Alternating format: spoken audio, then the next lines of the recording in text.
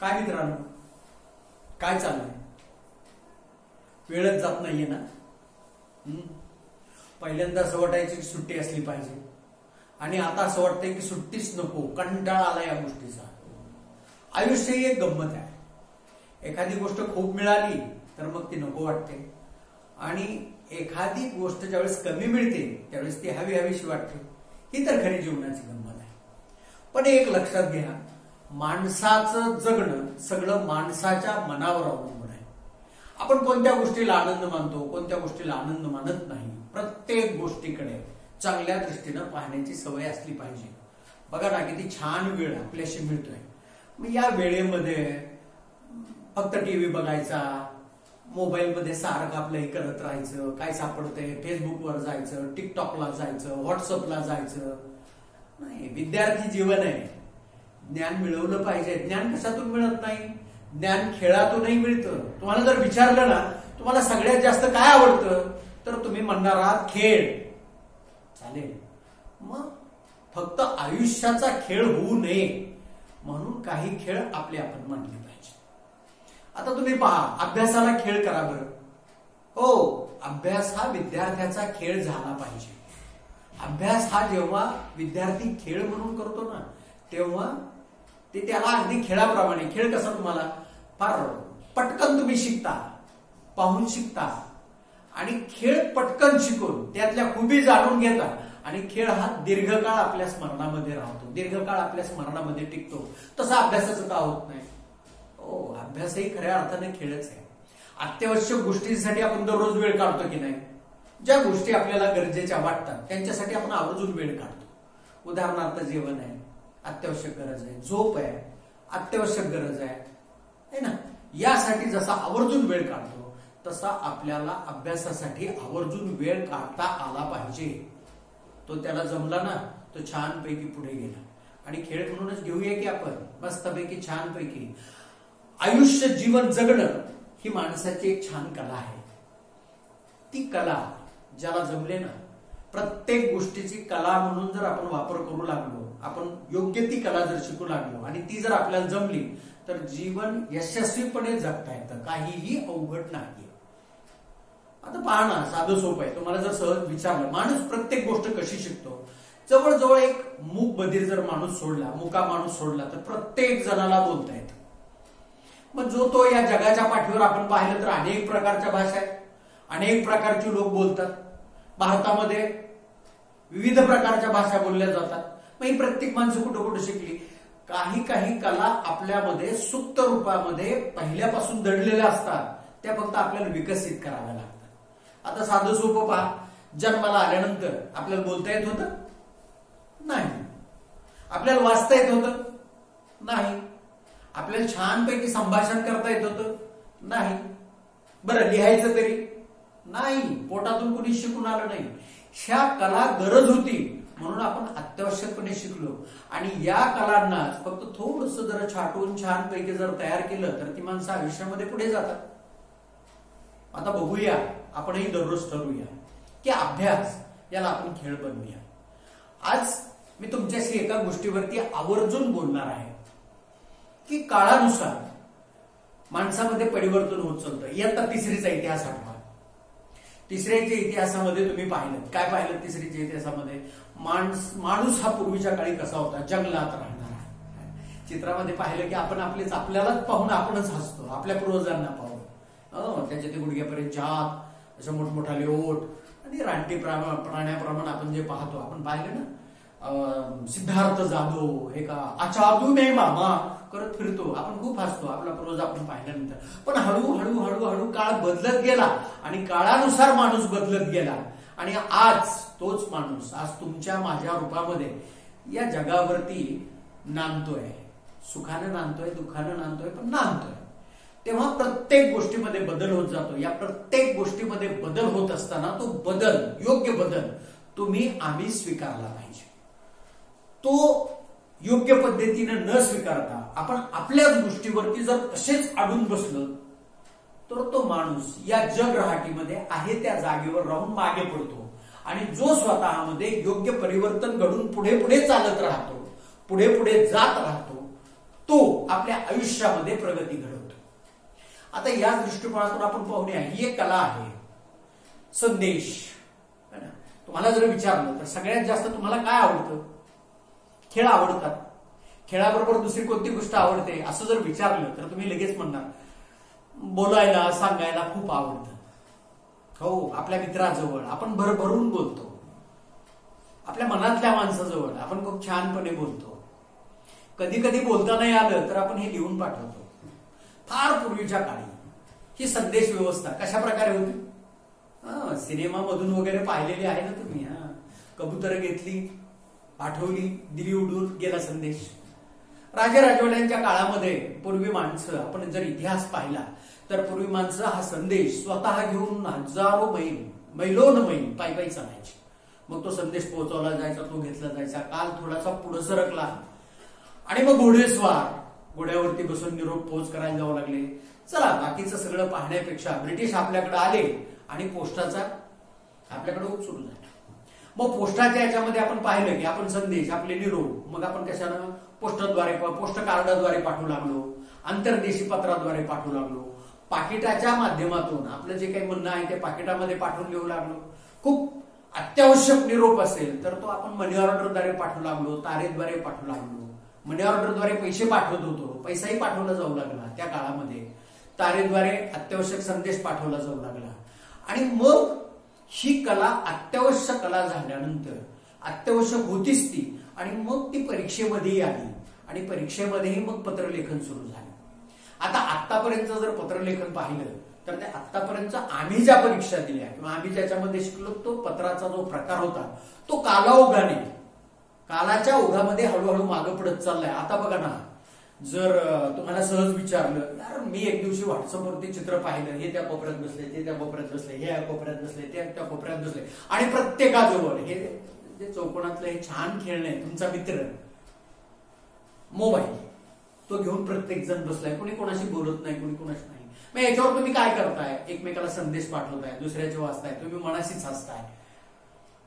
हे जे चाललंय हे संदेश, आणि मग परीक्षेमध्ये पण लिहित असताना नव्हे, पत्र पाठवत असताना आज परीक्षेमध्ये तर आहेच आहे, पण तुमच्या वैयक्तिक जीवनामध्ये पण तुम्हाला पत्रलेखन आलं पाहिजे.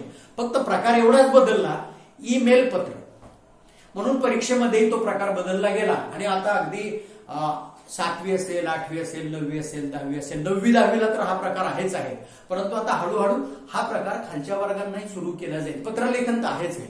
मग आज आपण फक्त चर्चा करणार आहोत पत्रलेखनाच्या संदर्भात. फार सोपं आहे. जसं तुम्ही लक्षात घेता, आपण रस्त्यानं चाललेलो आहोत, रोडवरून चाललेलो आहोत. मग रस्त्यावरून चालत असताना आपल्याला एक नियम ठरवून दिलेला आहे, कुठल्या बाजून चालायचं? अगदी डाव्या बाजूने चालायचं, बरोबर.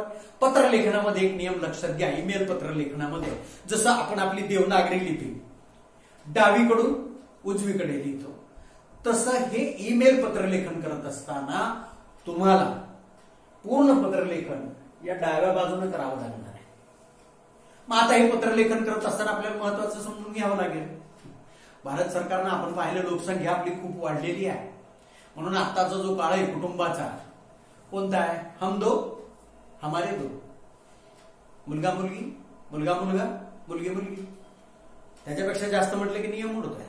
तसं पत्रलेखनाचे मूळ प्रकार 2 आहे. मूळ प्रकार 2 कोणते? एक अनौपचारिक आणि दुसरा औपचारिक. आता तुम्हाला हे म्हणजे काय? हे म्हणजे काहीच नाही. जसे 2 भावंड असतात, ते दिसायला त्यांच्यात थोडाफार फरक असतो, तसा थोडा थोडा फरक या दोघांमध्ये आहे, औपचारिक आणि अनौपचारिक मध्ये. औपचारिक म्हणजे कोणतं? औपचारिक म्हणजे अनौपचारिक मध्ये आपण आपल्या जवळच्या नातेवाईकाला, आई वडिलांना, भावा बहिणीला, काका काकूला, मामा मामीला, जवळच्या मित्रांना, जी काही जिव्हाळ्याची जी माणसं असतात त्यांना जे आपण पत्र लिहितो ना, ती येतात अनौपचारिक पत्रामध्ये. आणि औपचारिक पत्र म्हणजे जे तुमच्या माझ्यासाठी आज अत्यावश्यक होऊन बसले. आता जिव्हाळ्याच्या माणसांना आपण सध्या काय करतोय? व्हॉट्सअपवरून संदेश पाठवतो, ईमेल पाठवतो, हे करतो. तसं औपचारिक पत्रामध्ये 2 प्रकारची पत्र आपण ज्याला म्हणूया. याच्यामध्ये एक कार्यालय किंवा व्यावसायिक. तुम्हाला काही पुस्तकांची मागणी करायची आहे, तुम्हाला काही वस्तूंची मागणी करायची आहे, तुम्हाला एखाद्या प्रकारची तक्रार करायची आहे, किंवा तुम्हाला विनंती करायची आहे, तुम्हाला नोकरीसाठी आवेदन पत्र लिहायचंय, ही जी सगळी पत्र आहेत ती आली औपचारिक पत्रामध्ये.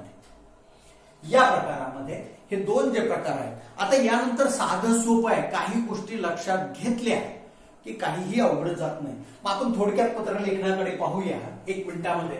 पत्रलेखन करत असताना सगळ्यात महत्वाची गोष्ट मी पहिल्यांदाच सांगितलं, डाव्या बाजूला आपल्याला आता ईमेल मध्ये आपल्याला पूर्ण डाव्या बाजूला लिहायचंय. आता डाव्या बाजूला लिहित असताना सगळ्यात महत्वाचं म्हणजे पहिली गोष्ट ही लक्षात ठेवायची आपल्याला, आपण पत्र केव्हा लिहितोय. जसं मी आज तुमच्याशी बोलतोय, आज बोलतोय, सहज सहज एखाद्याला विचारलं, साळुंके सर तुमच्याशी केव्हा बोलले बरं त्या दिवशी, मग तुम्ही पाहाल 15 तारखेला बोललो, बरोबर. मग ज्या दिवशी पत्र लिहिले त्याची दिनांक, मग ते अनौपचारिक पत्रात असो किंवा औपचारिक पत्रात असो, सगळ्यात अगोदर तुम्हाला लिहावे लागणारे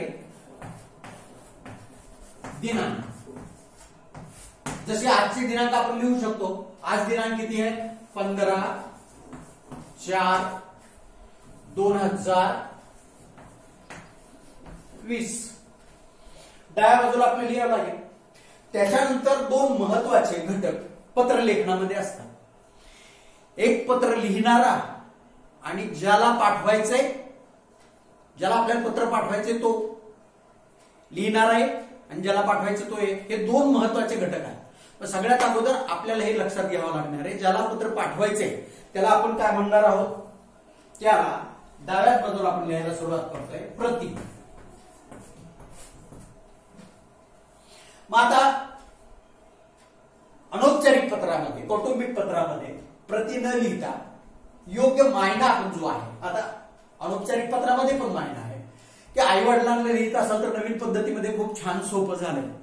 प्रिय आई बाबा, प्रिय दादा, प्रिय ताई, लहान असेल तरी प्रिय छकुली.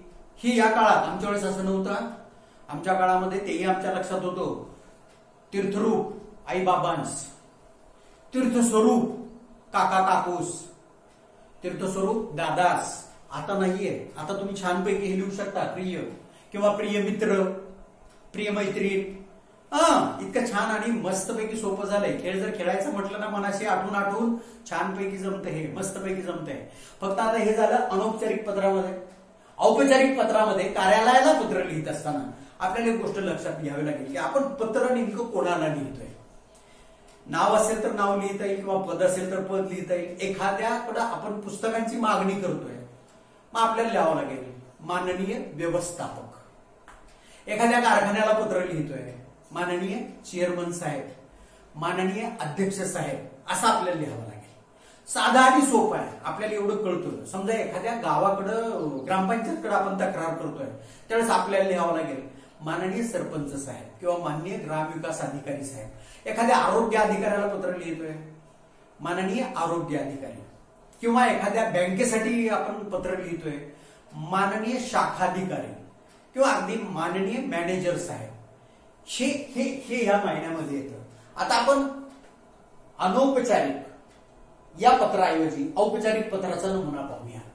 साधा आणि सोपा प्रति. आता तुम्हाला बँकेमध्ये खातं उघडायचंय आणि खात्यासाठी ते म्हणतात तुम्हाला की द्या अर्ज. आता आजकाल काय भाऊ, आजकाल बऱ्यापैकी झालंय, पण तुम्हाला ऑनलाईन पाठवायचंय. ऑनलाईन पाठवत असताना तुम्हाला हे करायचंय साधं सोपं आहे.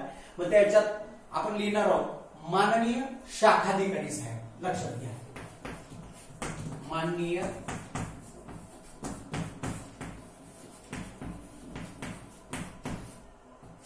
माननीय शाखाधिकारी कोणत्या बँकेचे आहेत, आपण स्टेट बँक ऑफ इंडिया. शाखा कोणती आहे, तालुका कोणता, जिल्हा कोणता आणि पिनकोड नंबर तुम्हाला माहित असेल तर तेवढं टाकून द्या. हे ज्याला पत्र लिहायचंय, ज्याला अर्ज करायचा आहे त्याचा हा पत्ता. ही गोष्ट झाली इथे. याच्यानंतर तुम्हाला लिहावं लागणार आहे सगळ्यात महत्वाचं, आणि इथं तुम्ही अडता. अवघड काहीच नाहीये. एखाद्या खेळाचं नाव जसं तुम्ही आठवून सांगता, थोडक्यात कसा एखादा 3 तासाचा पिक्चर पाहता, परंतु सांगायचं म्हटलं तर मित्राला 15 मिनिटात सांगून मोकळे होता लगेच थोडक्यात. तसं हे जे पत्र आपण लिहिणार आहोत, पत्र लेखनाचं एक महत्वाची गोष्ट लक्षात ठेवायची, आपल्याला आपलं म्हणणं थोडक्यात आणि प्रभावी शब्दामध्ये सांगता आलं पाहिजे. प्रभावी शब्दामध्ये मांडता आलं पाहिजे. पत्रलेखनाचं हे कौशल्य ज्याला जमलं त्याला पत्रलेखन जमलं, छानपैकी मार्क पडले. मग लक्षात घ्या, याच्यानंतर आपल्याला इथं मांडावं लागणार आहे विषय.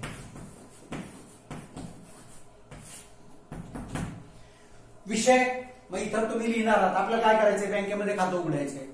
मग आपल्या शाखेत बँक खाते उघडण्याबाबत चालेल, विषय अवघड नसतो. बऱ्याच मुलांना, अनेक विद्यार्थी माझ्याशी बोलतात, म्हटले सर विषय सुचत नाही. असं कसं होतं, विषय कसा सुचत नाही? खूप छान आहे, सराव करा. सायकल येत होती का पहिली तुम्हाला? नव्हती येत. तुम्ही स्वतः सायकल, एक पाहुणे आपल्याकडे आले, पाहुणे सायकल आणून मांडली, उत्कंठा होती खूप. उत्कंठा कोणती होती? मग धरायची सायकल, चालली घेऊन, निसतेच, तिच्यावर बसायचं नाही. मग हळूहळू हळूहळू एक एक पाय द्यायला शिकलो, कधी आपटलो धोपटलो सगळं झालं.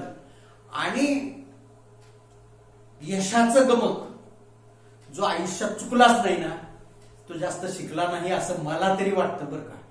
चुकत चुकत माणूस छानपैकी शिकत असतो. तेव्हा लक्षात घ्या, इथं विषय मांडला. हा विषय आपण इथं मांडल्यानंतर, या विषयाच्या नंतर थोडक्यामध्ये विषय मांडला की मग आपण आदरार्थी जो शब्द आहे आपला, तो एक जर लेडीज महिला अधिकारी असेल तर महोदया, आणि जर पुरुष अधिकारी असेल तर महोदय.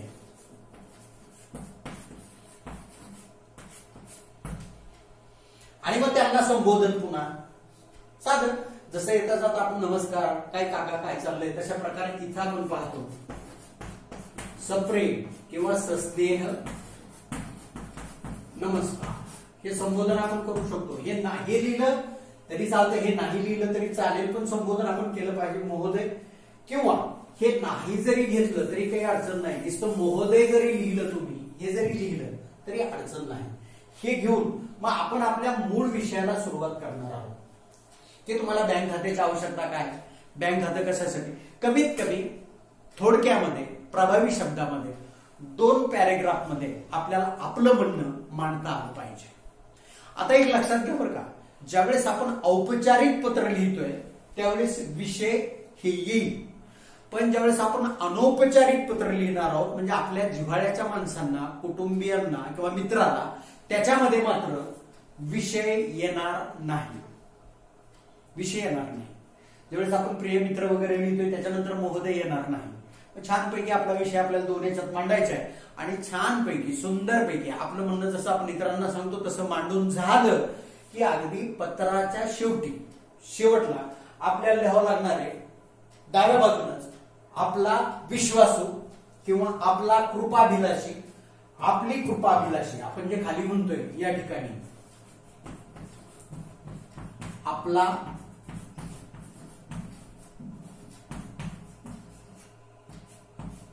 इथं तुम्हाला म्हणजे आपण लिहित असताना आपलं स्वतःचं नाव, पत्ता, परीक्षेत लिहित असताना जो पत्ता आपल्याला दिलेला आहे, जो पत्ता दिलाय लिहिणाराचा, तो पत्ता आपल्याला इथे लिहावा लागेल. जर नाव दिलेलं नसेल तर छानपैकी अ ब क असं छानपैकी लिहून आपला दिलेला पत्ता लिहायचा आहे आणि खाली ईमेल ऍड्रेस दिलेला असेल, ईमेल आपल्याला लिहून काढायचा आहे, तो ईमेल छानपैकी लिहूया. आणि अशा प्रकारे एवढं पूर्ण झाल्यानंतर हे औपचारिक पत्र आपण पाहिलंय, हे औपचारिक पत्र आपण पाहिलंय. यानंतर तुम्ही तुमचे, मला वाटतं यावर्षी 6 गुणांना आपल्याला हे पत्र दिलं गेलेलं होतं. 9वी 10वीला तर ईमेल पत्र लेखन आहे, पण हळूहळू 8वीला 7वीला पण हे येणार आहे. आणि साध्या सोप्या गोष्टी आहेत. आपण विनाकारण असं समजतो की अवघड आहे, डोक्यात बसत नाही. डोक्यात कसं बसत नाही, अवघड खेळ खेळतो, सगळं करतो, खेळ म्हणून जर आपण अभ्यास केला तर यात अवघड असं काही नाही. मी दररोज किंवा एक दिवसाआड तुमच्या भेटीला येणार आहे. आज छानपैकी गंमत करून पहा, आपल्या भावाबरोबर, आपल्या बहिणीबरोबर, आपल्या आईबरोबर, आपल्या वडिलांबरोबर. आज मी पत्रलेखन पाहिले. साळुंके सरांनी या प्रकारे आम्हाला सांगितलेलं होतं, बघा बरं मला येते का, छान. किंवा पालकांना दाखवून हे विचारा, हे छानपैकी हे बरोबर आहे का. किंवा तुम्ही स्वतः खेळ खेळा, मोबाईलवर कसे एकटे खेळता तसं छानपैकी एक कागद घ्या, त्या कागदावरती असं मांडून पहा मला हे जमतंय का. आणि एखादं पत्र कळवा तुमच्या शिक्षकांना, कळवा तुमच्या मित्रांना, सध्याची ही सुट्टी कशी छानपैकी चालली आहे, कशी छानपैकी घालवत आहे, मित्र काय करतोय त्याला चौकशी करा, तुम्ही काय करताय ते त्याला कळवा.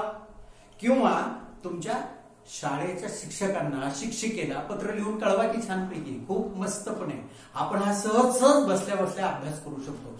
आणि नाही इतरांना कुणाला कळवलं तर मग कळवा की मला, मी आहे ना ऐकायला, छानपैकी पण या पत्राद्वारे सुंदरपणे. मला असं वाटतं आज तुम्हाला पत्रलेखन हे छानपैकी समजलं असेल. समजलं नसेल तर विचारा. आज तुम्ही माझं ऐकून घेतलं याबद्दल तुम्हाला मनपूर्वक धन्यवाद. पुन्हा मी येतोय. कहाणी कशी लिहावी, गोष्ट कशी लिहावी, फार साधी सोपी गोष्ट आहे, ती घेऊन मी 1 दिवसानं तुमच्याकडे येणार आहे. गोष्ट कशी लिहावी यासाठी. धन्यवाद.